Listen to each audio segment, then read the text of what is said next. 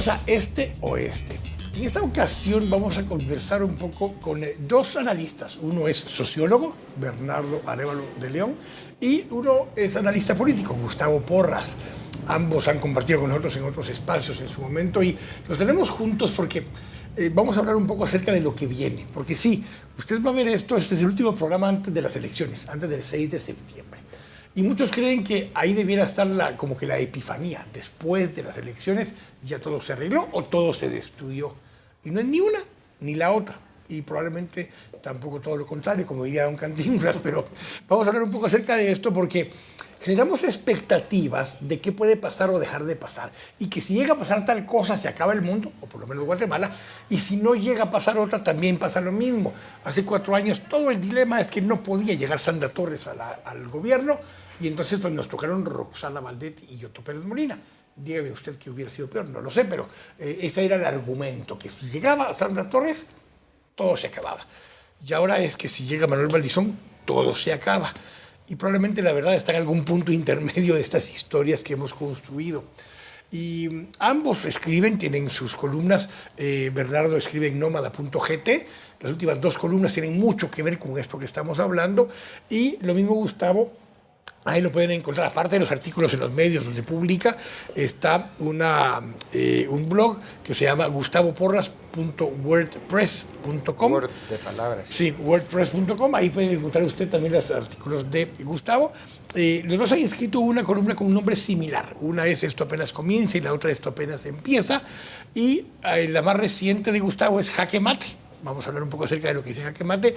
Y Bernardo acaba de escribir una que habla de las 3 claves mínimas para refundar el Estado. Es el título de la columna. Así que bienvenidos ambos. Muchas gracias.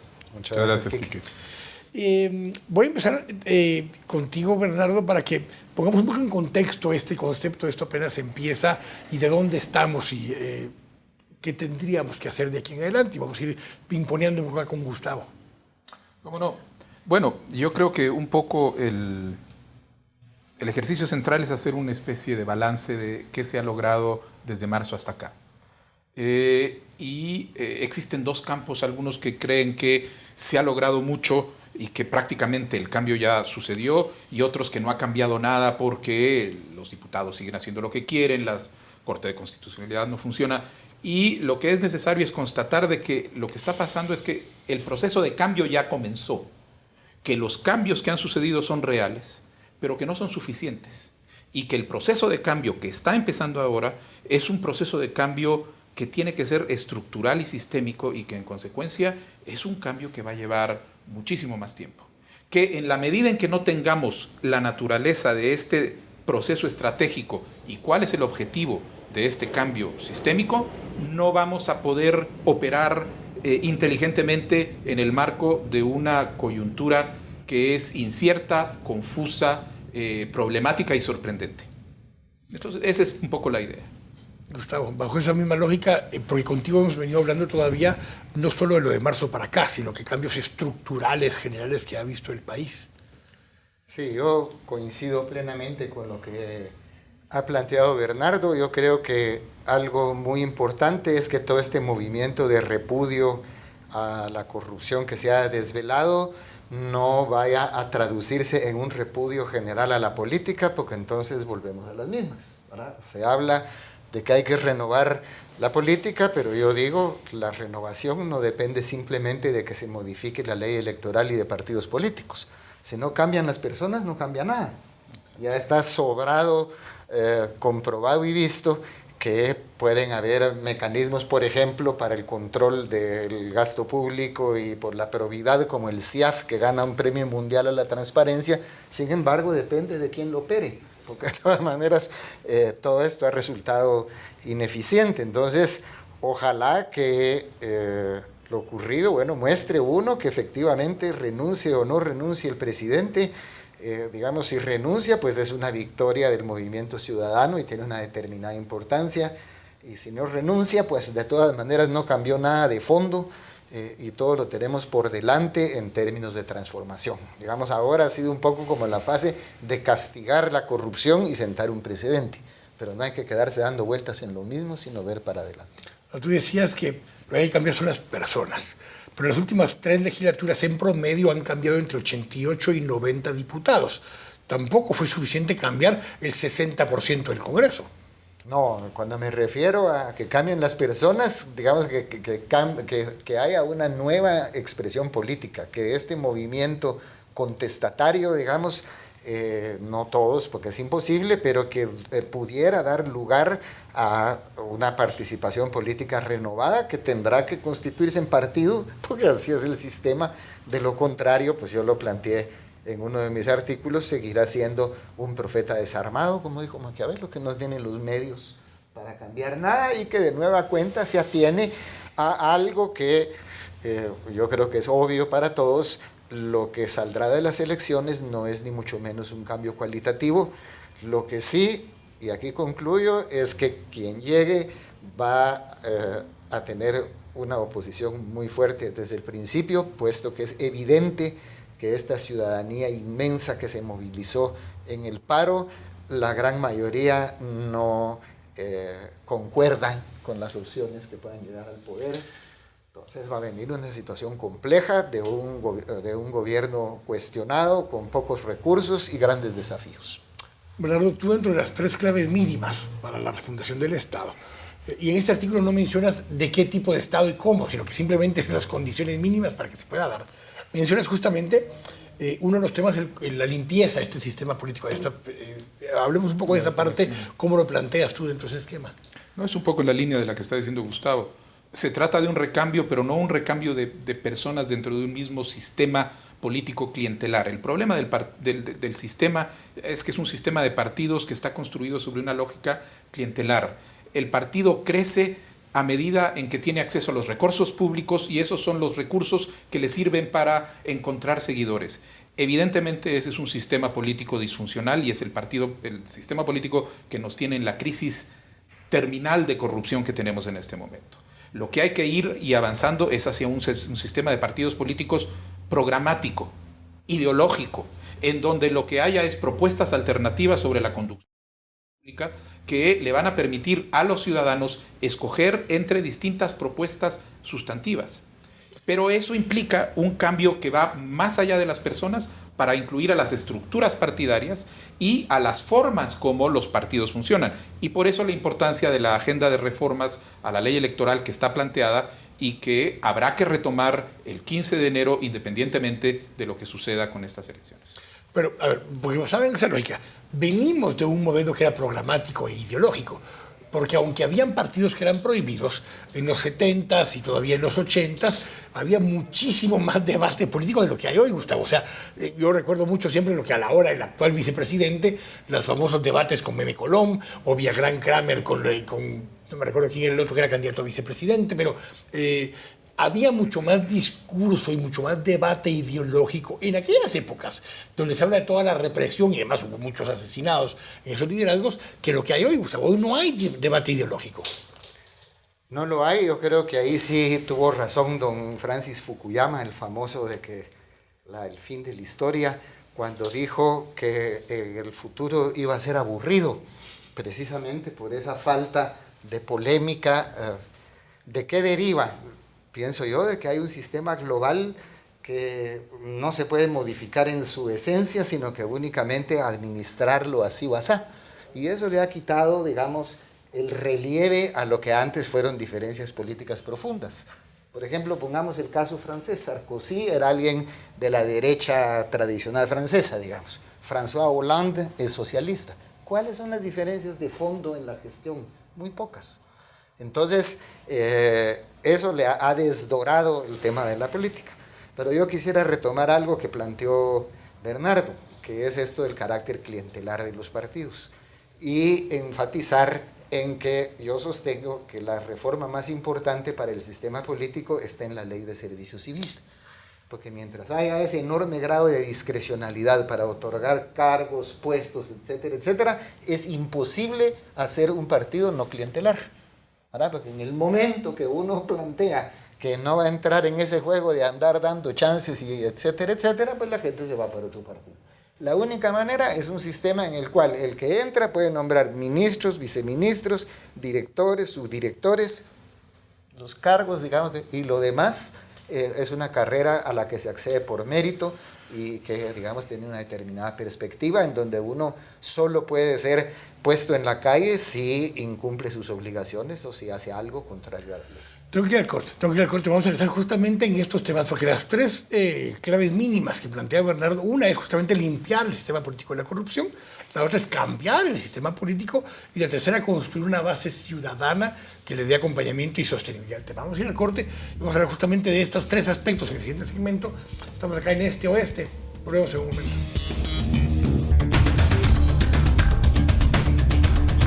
Estamos de regreso acá en Este Oeste y parte de lo que estamos discutiendo hoy con Gustavo Porras y con Bernardo Arévalo, que vamos a hablar más en el último segmento, es el manejo de expectativas, que es el último tema que vamos a hablar porque se vuelve peligroso poner expectativas de qué va a pasar y cuando no pasa todo se derrumba. Entonces vamos a hablar un poco acerca de esto porque hay cosas que se han derrumbado en el camino y otras nuevas que han surgido, pero hablemos de los tres temas. Un tema que plantea Bernardo es el tema de que hay que terminar de sacar a los corruptos del sistema, ya lo hablamos un poco en el segmento anterior. El segundo es cambiar el sistema. Y el tercero, si estoy dejándolo corto y además tú amplías, Bernardo, es formar una base ciudadana que le dé sostenibilidad a esto en el tiempo. Explícanos un poco más esos términos y aquí donde entra Gustavo con el tema del clientelismo, el cómo rompemos eso por medio de la ley de servicio civil y otras cosas. Sí, la idea es que hay tres tareas que generan condiciones desde las cuales se puede refundar el Estado. La primera es el combate a la corrupción, porque la corrupción no únicamente es un problema en términos de el uso, abuso, mal uso de los fondos públicos para enriquecer fondos privados, sino porque la corrupción ha sido el sistema histórico que se ha usado para cooptar al Estado, para lograr que el Estado responda no a la lógica del bien común, sino de las élites que lo dominan. Y una vez eliminado el elemento de fuerza de la historia, ha quedado el elemento de la corrupción. Al quitar la corrupción, eso neutraliza ese elemento. El segundo es el recambio de la clase política para salir de una clase política clientelar y empezar con partidos políticos que efectivamente permitan un debate sustantivo sobre la naturaleza de Estado que necesitamos, propuestas alternativas sobre la base del interés público, etc. Pero ese sistema no funciona si se deja solo a los partidos políticos. Lo que se va a necesitar es capitalizar sobre la gran novedad que ha surgido en este momento, que es el despertar ciudadano, capitalizar sobre ese despertar para encontrar formas de activación ciudadana que vayan más allá de la protesta que está planteada ahorita en las plazas y que busque formas concretas mediante las cuales la ciudadanía puede recuperar el espacio de lo público y convertirse en parte, junto con el sistema político, de esa maquinaria, herramienta mediante la cual el sistema puede funcionar en Guatemala. Si hay esos tres elementos, tendremos las condiciones para entrar a una refundación del sistema, que quiere decir realmente atacar el problema de un Estado que fue construido con una lógica clientelar para construir una verdadera república democrática de derecho. Y aquí lo que plantea Gustavo es que el sistema no falló. El sistema funciona tal cual fue diseñado. Un sistema pequeño, o sea, un Estado pequeño, manejable, manipulable, corrompible y comprable.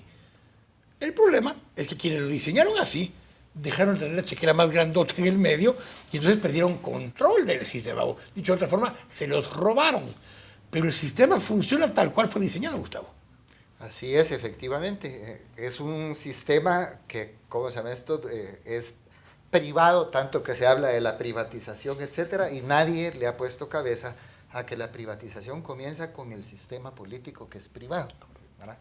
Y yo creo que ahí es donde pienso que la ciudadanía tiene que poner mucho de su parte, en el sentido de que el interés por la política que tiene que ser derivado de esto, permita una conciencia ciudadana más desarrollada, porque por ejemplo, para romper esto del el sistema patrimonial partidista, llamémosle, se necesita financiamiento público.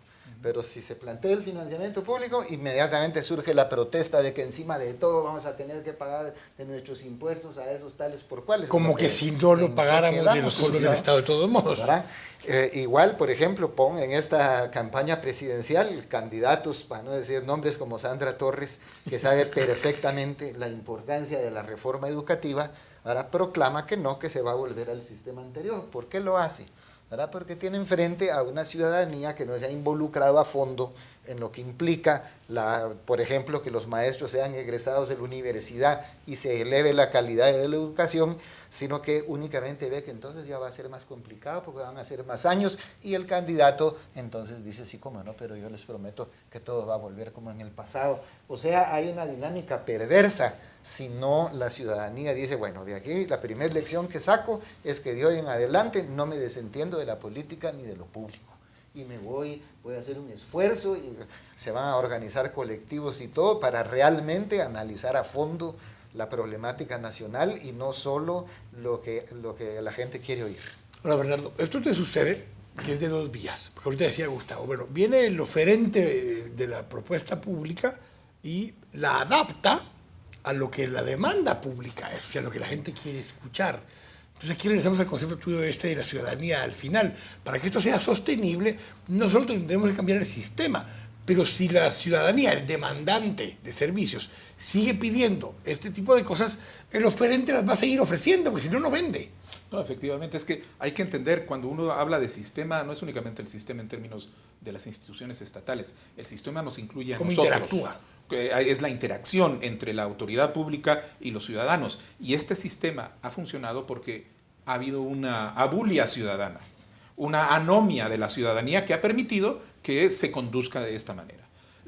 Eso es lo que ha cambiado ahora. Y el reto va a ser, de ahora en adelante, construir, hay un concepto que se maneja, públicos participativos, que es lo que dice Gustavo, que no quiere decir que tenemos que estar todo el mundo juntos en la plaza todos los sábados alrededor de una misma agenda, sino que tenemos que involucrarnos alrededor de agendas que pueden ser sectoriales, que pueden ser locales, que cada una va a tener su propia lógica. Yo no tengo por qué estar en todos los temas nacionales, pero puede haber 2 o 3 que a mí me importan, que es la conducción de lo local, la supervisión del funcionamiento de mi municipalidad, o en un tema específico, justicia, seguridad, etcétera, que a mí me interese, y desde ese mecanismo interpelar al Estado, crear una interlocución que no es únicamente reaccionar a la propuesta que me vienen a poner enfrente, sino generar propuesta.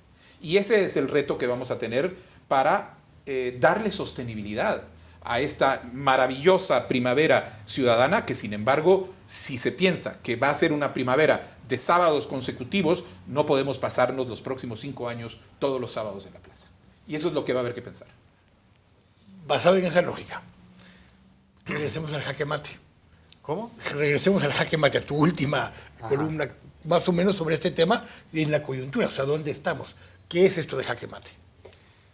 Pues el jaque mate es que pues yo veo que efectivamente, bueno, pues el presidente si no renuncia, no renuncia, pero de que ya se desfundó por completo el gobierno, se desfundó, ¿verdad? Entonces, pero cabalmente el punto es de que ocurriendo eso, que es lo que ha concentrado la atención, pues ahora se piense a futuro, porque la gente, por ejemplo, si el presidente renuncia, se va a dar cuenta al día siguiente que con esa renuncia nada cambió de fondo, salvo que la ciudadanía, digamos... la sangre que buscaba la obtuvo. No le llamemos la sangre, sí, digamos, pero... Eso es lo que quiere. Pero el tema es, voy a evocar algo que dijo el ilustre padre de este señor, don Juan José Arévalo, que 6 meses después de la Revolución de Octubre, en un discurso, el presidente decía, ¿pero qué nos pasó? Si hace 6 meses estábamos todos unidos en contra de la dictadura, la aristocracia, los empresarios, los trabajadores, los campesinos, y ahora todos separados, todos fragmentados. Cada uno de los que participó se quiere arrogar para sí mismo el mérito de la revolución, etcétera, etcétera. Es decir, Manuel Galich contra Arana, contra Arbenz, contra... Y ahí ponemos en la lista. Y la población un poco replegada, ya no participativa. Porque ya la meta se había obtenido. Vamos a ir antes para que de verdad los guatemaltecos nos veamos en un espejo histórico. Hay un libro muy interesante de Jacobo Hafkens, que fue el primer cónsul de los Países Bajos en Centroamérica. Y entonces él, por ejemplo, habla de la Guatemala 3 años después de la independencia. Y dice, pues aquí nada cambió. ¿Verdad? La misma élite que gobernaba sigue. La gente tiene el mismo trato, etcétera, etcétera, etcétera. Muy al contrario de El Salvador, ¿verdad? En donde la gente en la calle se trata de ciudadano. y donde las asambleas están repletas siempre de gente que participa y dice y vuelve. Ahí estamos pintados. Entonces es una tendencia profunda que los guatemaltecos tenemos que romper, de esa inhibición, de ese encerramiento en lo mío, y pareciera que lo demás es ajeno, salvo cuando hay un momento de crisis. Yo por eso le puse a uno de los capítulos de mi libro, unidos en contra y divididos a favor. Y un temor al cambio, porque las dos cosas van de la mano.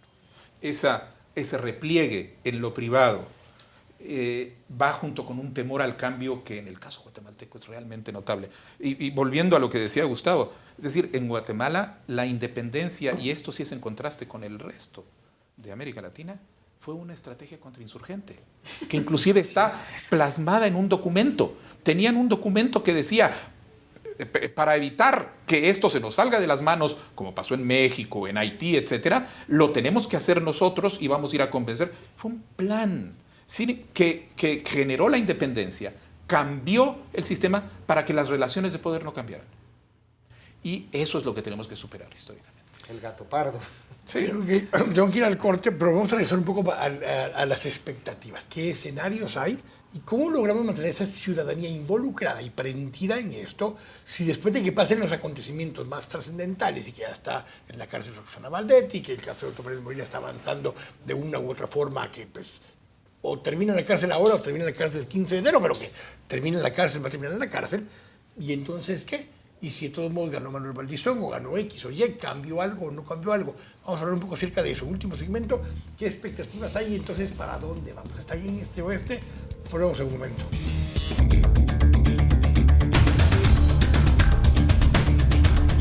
Estamos de regreso acá en este oeste, este último segmento, conversando con Bernardo Arévalo de León y con Gustavo Porras acerca de que esto apenas empieza. Y vamos a retomar ahora ese título. ¿Por qué? Porque Guatemala no es la misma que había en marzo, desde el punto de vista de que pocos hubieran podido decir en marzo, no digo en abril, en marzo, que a estas fechas iba a estar en la cárcel, en la prisión preventiva, la vicepresidenta de ese momento, Roxana Valdetti. Pocos podrían decir que hay un proceso judicial en contra del presidente Otto Pérez Molina. Pocos podrían decir que se venía derrumbando la candidatura de Manuel Valdizón por una serie de acontecimientos que se han venido dando. No era previsible o previsible eso que estaba pasando, pero se dio. Ahora, la expectativa de esa gente que ha estado en las calles es que esto ya cambió y que entonces a partir de mañana ya van a ganar las personas que ellos quieren y todo va a funcionar igual. Y eso no es así. ¿Qué va a pasar con esas expectativas cuando no suceda o cuando de pronto suceda que el 14 de enero del próximo año don Otto Fernando Pérez Molina le entrega la banda presidencial a don Manuel Valdizón? Si esa es la foto de ese día, ¿qué cambió? Va a decir la gente. Gustavo. Ese es el punto, porque yo creo que no es aventurado decir que la gran mayoría de quienes se involucraron en el paro nacional coinciden también en que para qué elecciones y no están de acuerdo con ninguno de los candidatos, digamos, que tienen posibilidades concretas de pasar a una segunda vuelta. Y entonces viene mucho esto de que si hay que abstenerse o votar nulo y tal y cual. Pero yo creo que aún dentro de la realidad actual hay posibilidades, por ejemplo, de votar por fórmulas políticas que no tienen opción de triunfo, pero que sí pueden significar un cierto elemento de renovación. Yo creo que no todo está podrido en Dinamarca y que, digamos, por ahí comenzar para ir viviendo, digamos, que esto es un proceso, porque eso es algo fundamental. En Guatemala siempre ha sido muy corto el tiempo entre la rebelión y el desánimo, ¿verdad? Como así fue con el derrocamiento de Estrada Cabrera, ¿verdad? Después la gente regresó a su casa, ya no se desinteresó, lo que se hubiera podido hacer se quedó botado. Ya mencionamos lo de la Revolución de Octubre, bueno, pues ahora con todos esos elementos, efectivamente no hay que soltar prenda y comenzar por el principio, por lo que se tiene enfrente, de esa manera tomarse en serio que la renovación de las fuerzas políticas depende esencialmente de la ciudadanía, no de las leyes. Esto apenas empieza. Esto apenas empieza. Y yo voy a ir un poco más allá de la coyuntura electoral, donde yo no me siento cómodo. Ya llevo 20 años votando por el menos peor y así nos ha ido. Sí. Yo creo que lo que tenemos que ver es el problema sistémico. Y creo que lo que se ha abierto a partir de marzo es prácticamente un proceso de transición. Hay una nueva fuerza dentro del sistema político guatemalteco que ha servido para generar un cambio. Se están empezando a mover las estructuras. Pero este cambio ni es suficiente ni está garantizado que sea sostenible. Este elemento nuevo es esta fuerza ciudadana y lo que tenemos que entender es, en términos de un proceso de transición, cómo va esta fuerza a navegar un escenario donde los elementos del pasado, los dinosaurios, la corrupción, etcétera, va a seguir estando ahí. Y que vamos a tener en ese camino una serie de hitos. La elección es el primero, el 14 de enero va a ser un segundo, y así sucesivamente iremos teniendo una serie de hitos que van a marcar oportunidades para continuar moviendo las fronteras del sistema hacia el cambio efectivo que idealmente esta vez sí lo vamos a alcanzar y no se nos va a escapar de las manos. Y es ahí donde lo que tenemos que hacer es entender que llegamos al momento a tratar de todas estas fuerzas que convergen alrededor de una idea de cambio, tienen que empezar a pensar conjuntamente qué es lo que hay que hacer, concordar agendas mínimas, empezar un proceso lo hablábamos antes, un proceso de construcción de lo que en relaciones internacionales se llama medidas de confianza mutua.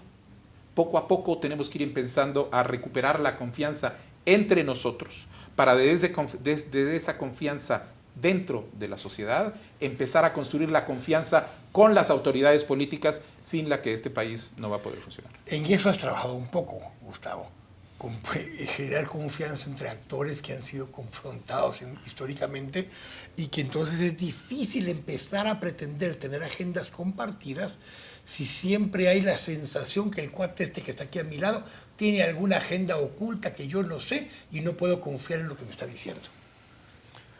Yo creo que la experiencia concreta del CES en este caso muestra que efectivamente, aunque no las cosas se dan de la noche a la mañana, hay posibilidades claras y bueno, ha habido resoluciones por consenso del CES sobre temas, digamos, que no son muy polémicos, pero que lo han sido en alguna medida y sin embargo se pueden lograr acuerdos.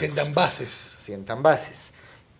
Para mí una de las preocupaciones fundamentales es que esta conflictividad que ha rodeado todo este proceso, porque también, digamos, por un lado hay, digamos, esta población que se moviliza en aras de la renuncia del presidente, pero también hay los otros que no, que todo esto no vaya a romper puentes o que va a dificultar, lo va a dificultar, pero que se mantenga eso con, digamos, políticas públicas, económicas y sociales, como es la función del CES, ¿verdad? Pero es un esfuerzo significativo quizá, es el compromiso, pero que tiene que ir más lejos, puesto que el CES es una entidad que debe ser ajena a la política, porque si no, ahí sí.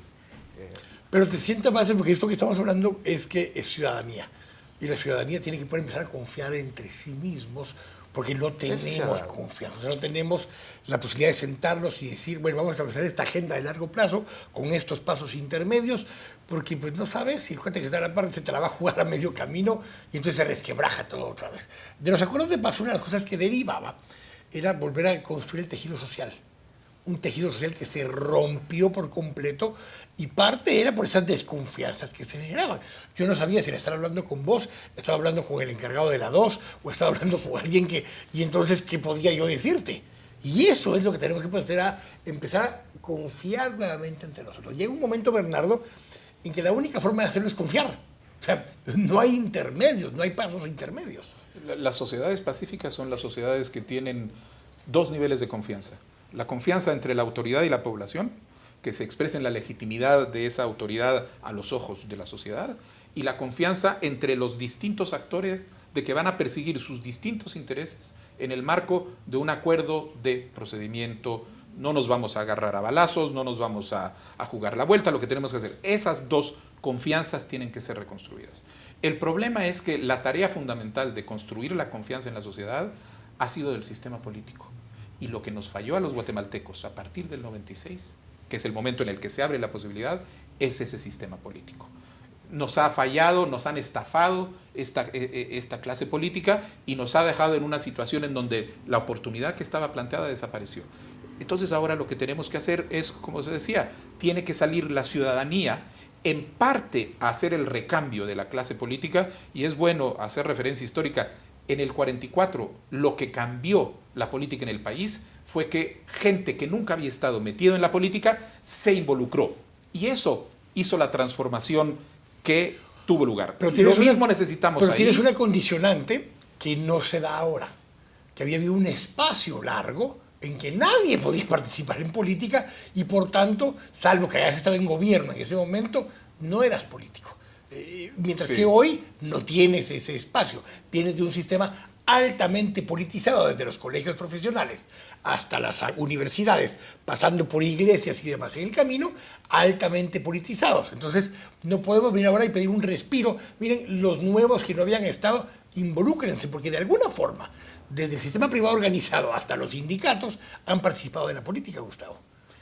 Han participado, pero yo creo que lo que se impone, y hay que hacer un esfuerzo porque espontáneamente no va a surgir, es que esa participación tenga un sentido diferente, que va por el camino de lo que Bernardo planteó, que es un poco también la idea de don Bernardo Klicksberg de un capital social, ¿verdad? Es evidente que los países que prosperan son los países donde la gente tiene confianza entre sí y con las autoridades. Esa es la receta mágica.